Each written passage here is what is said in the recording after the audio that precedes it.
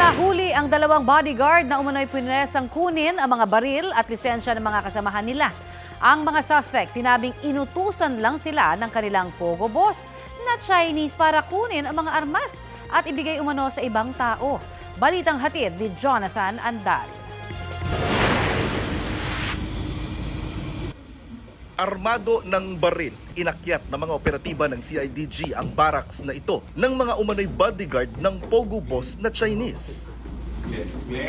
Dalawang bodyguard ang arestado matapos umanong puwersahang nakawin ang mga baril at lisensya ng baril ng kapwa nila bodyguard.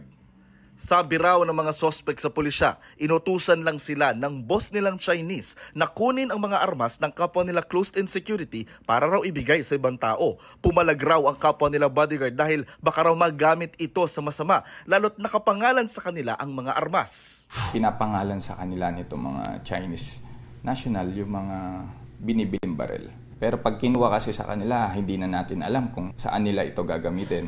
Kaya yun ang pinangangambahan din natin ngayon.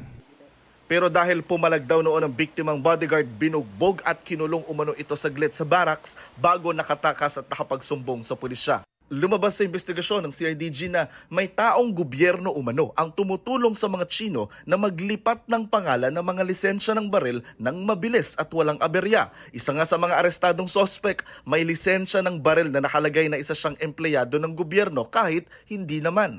Inaalam na raw ng CIDG kung sino ang sinasabing kasabwat ng mga ito sa gobyerno, lalo't ilan daw sa mga bodyguard ng mga pogo boss ay dating miyembro ng uniformadong hanay. Base sa research namin, marami silang kasama, mayroong mga retired na sa PNP, AFP, pero meron din mga pure na civilian lang. Then nag-i-schooling sila ng VIP security, tapos nag-a-apply sila sa mga Chinese national. Sinubukan namin kunan ng pahayag ang mga naarestong bodyguard ng mga pogo boss pero tumanggi sila. Sir, no comment po kami sir. Antayin na lang po yung attorney namin. Jonathan Andal, nagbabalita para sa GMA Integrated News. Kapuso, para sa mga maiinit na balita, mag-subscribe sa GMA Integrated News sa YouTube. Sa mga kapuso naman abroad, subaybayan nyo kami sa GMA Pinoy TV at sa www.gmanews.tv.